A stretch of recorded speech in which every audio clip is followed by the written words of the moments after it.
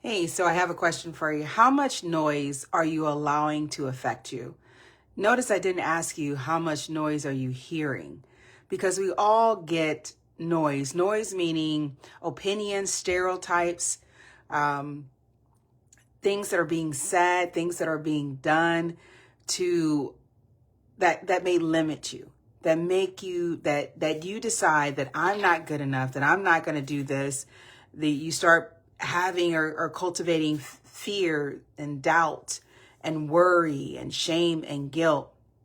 Maybe you have somebody in your ear reminding you of your past, reminding you that no one in your family history that they know of have a history of starting a business, of maintaining a business, that the only way to make an income is to have a regular job, a 9 to 5, that you can't be the mother that you want to be, the father that you want to be, that you can have the lifestyle, the love that you want to have, the lifestyle that you want to have, travel, see the world, because everything that is going on. And God gave us this creative power that we have. We have the heart that influences what we do, what we sow in it. We can either sow plant seeds of worry, comparison, guilt, shame, anger, resentment, vengeance, or we can sow seeds of life, giving, virtues, compassion, hope, prosperity, wealth. We choose that no matter what it is that's going on in the world, we choose how to maintain our inner garden. We choose whether or not people are going to have a negative impact on our lives, or we choose that we're going to take control of our lives no matter what. We can listen to what people say. You can use discernment, the power of discernment, which lies within you. That is something that we naturally have. You can decide to use that as you go about your day and listening to people, and then compare it to the standard, compare it to what you believe is true.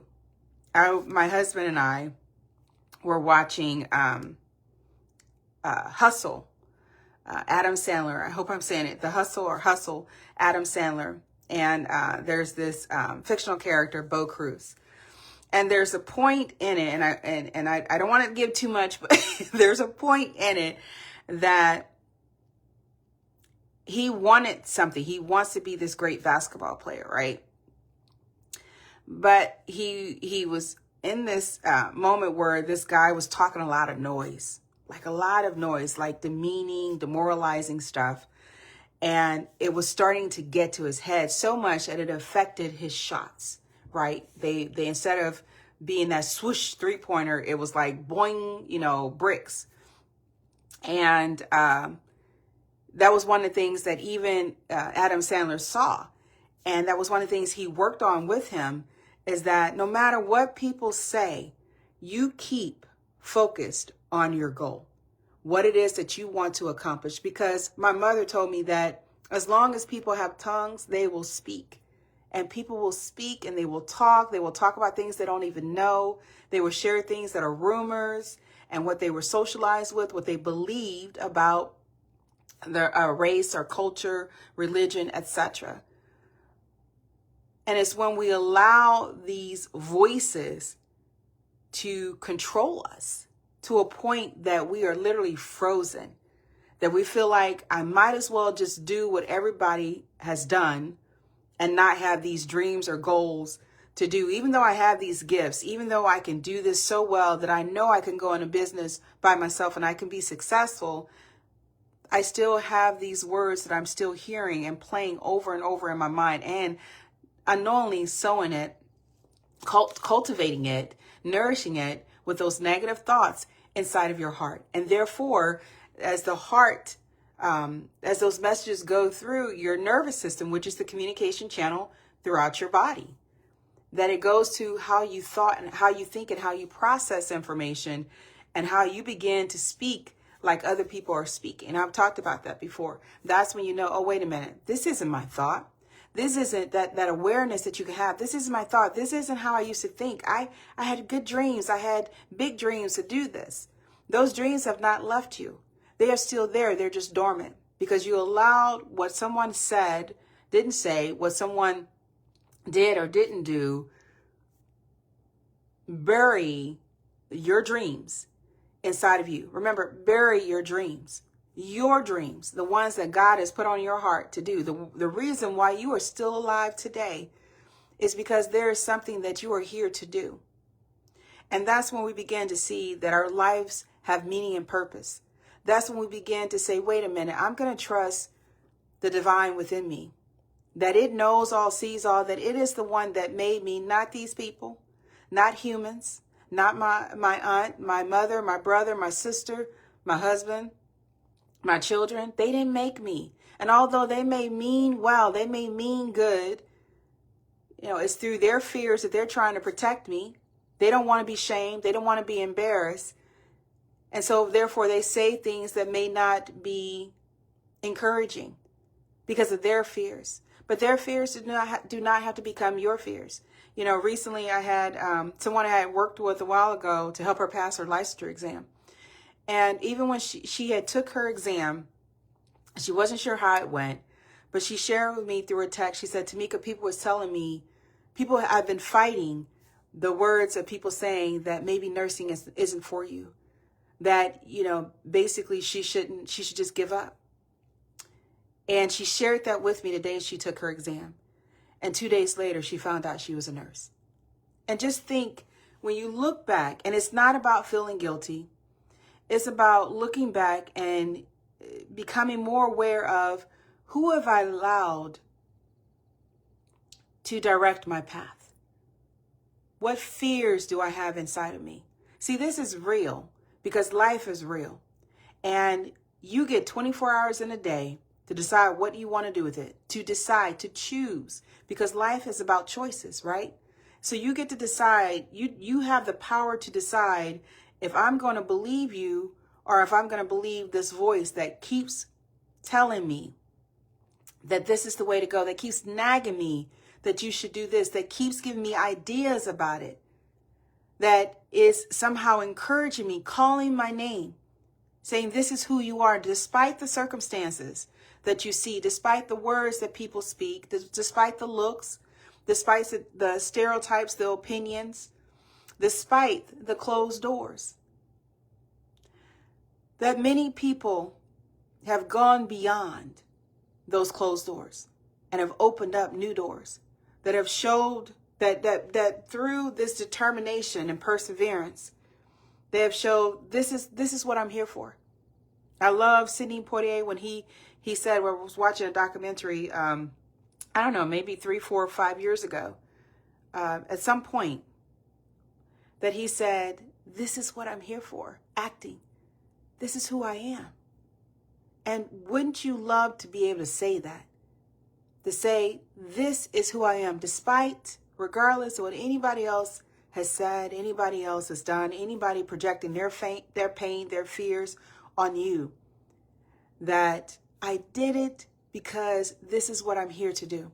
Not because you made me, not because of anger, because I know, there's a saying that success is the greatest revenge.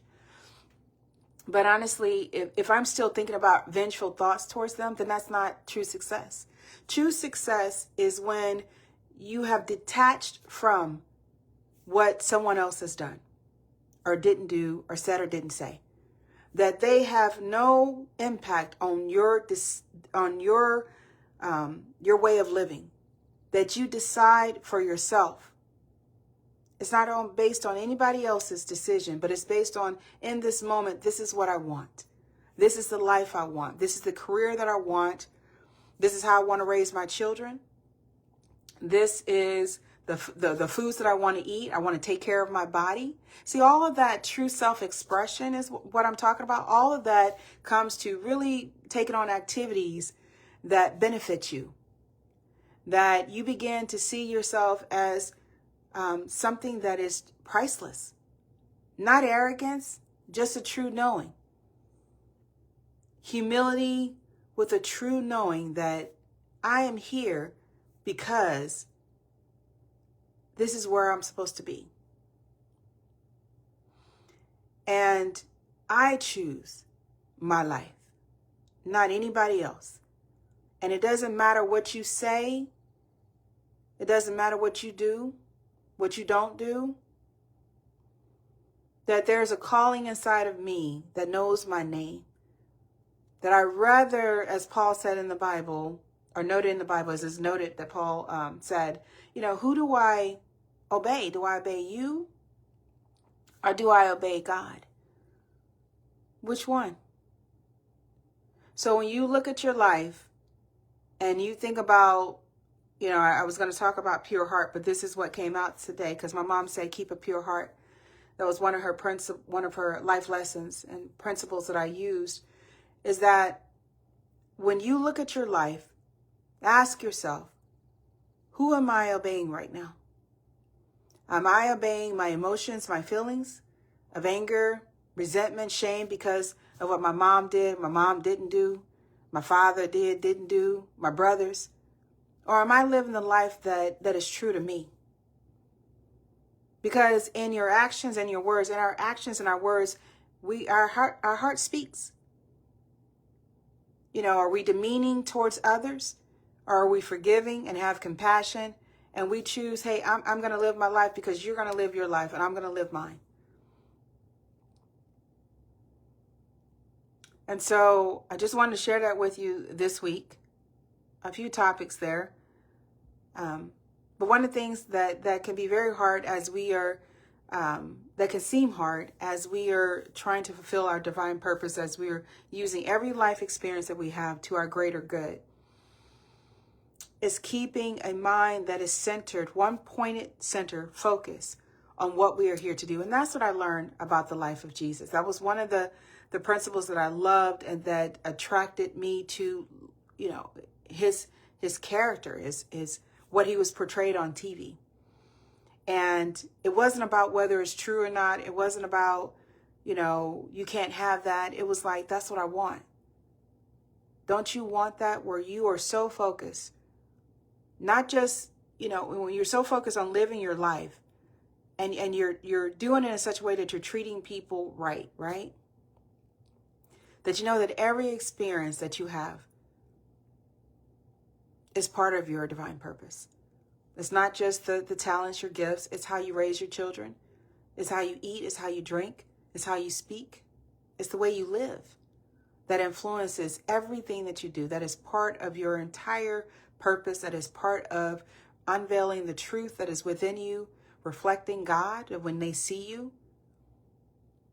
So it's not about being too good. It's not about you think you better. It's about being who you are. So make this lifetime great because you have the power to do that. And think about forgiveness, forgiving others, for they know not what they do. If they really knew what they were doing in that moment, then they wouldn't have done it. So we all forget at some point who we are. The key is remembering who you are, coming home to your true self, being thankful of that. And that's what we hold on to, that every single person, including our president, including leaders around the world, that they become who they truly are. Because when that happens, then we'll have less of wars, we'll have less violence, we'll have more compassion, more hope, we'll have more freedom, even in our workplaces, even at home, if we pray for true self-expression. Because with it becomes peace, love, happiness, harmony, and it is possible. And if you don't believe that is not possible, then what is guiding that decision? Is it the pain that you experienced? Or do you want to look at what life could be if everyone become true self-expression? I'll talk to you soon. Take care of yourself. Make this lifetime great again, because you can.